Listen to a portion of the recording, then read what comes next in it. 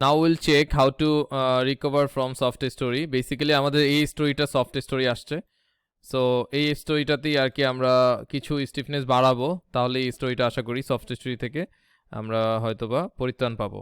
So আমি just এতটুকু select করে ভিউ সিলেক্টেড অবজেক্ট, এটা জাস্ট দেখাচ্ছি আপনার আইডিয়ার জন্য, এইভাবে যে বাড়াবো তা না, ওকে?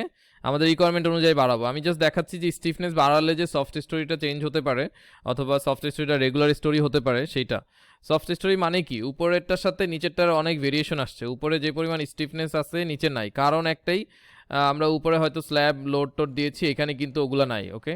সো সব মিলে উপরে ওয়েটগুলো বেশি নিচের থেকে, সো এই কম্প্যারিজনে গেলে উপরেরটার সাথে নিচেরটার মধ্যে ভালো একটা গ্যাপ চলে আসে, যার কারণে সফট স্টোরিটা চলে আসতেছে। সো এই ক্ষেত্রে যেটা করব, এখানে আমরা যে কলাম টলাম দেখতে পাচ্ছি এগুলো একটু হেভি করব।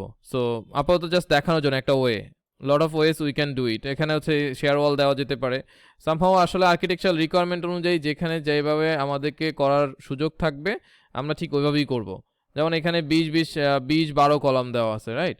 তো আমরা একটা কাজ করতে পারি, এইখানে ডিফাইনে যাই, ডিফাইনে যাওয়ার পরে আমরা একটা নতুন রেক্টেঙ্গল কলাম বানাই, সেটা হচ্ছে 2 ফিট বাই, আমরা যদি ওয়াইডিটা 2 ফিট ভরি, এইদিকে হচ্ছে 1 ফিট অথবা 20 না, আমরা এখানে 2 ফিট, হ্যাঁ 2 feet by 2 feet for example আমরা একটা কলাম কনসিডার করলাম, ঠিক আছে?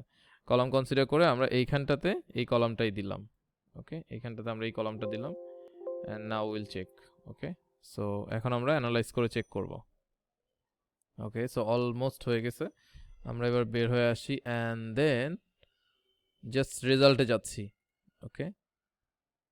ওয়ার্নিংয়ে গেলে আমরা এখানে সফট স্টোরি কিন্তু আর দেখতে পাচ্ছি না, তার মানে সফট স্টোরি কিন্তু আর নাই। সো আমি রেজাল্টে যাই and floor diaphragm soft storey, no soft storey is detected, right?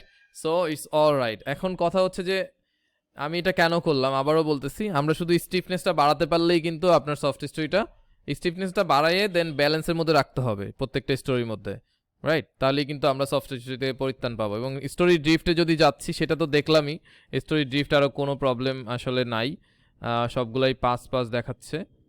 I think there is no problem with the story drift. So story ড্রিফটটা আসলে কীভাবে ক্যালকুলেট করছে দেখা যাচ্ছে যে L/100 দেওয়া। তো এটা আসলে আমরা ওই কোডের উপরে ছেড়ে দিছি, যেই কোড আসলে ওখানে ছিল। So we can also do it manually sometimes যদি আমাদের দরকার হয়। সো ইনিশিয়ালি আমরা এইভাবে করবো আর কি।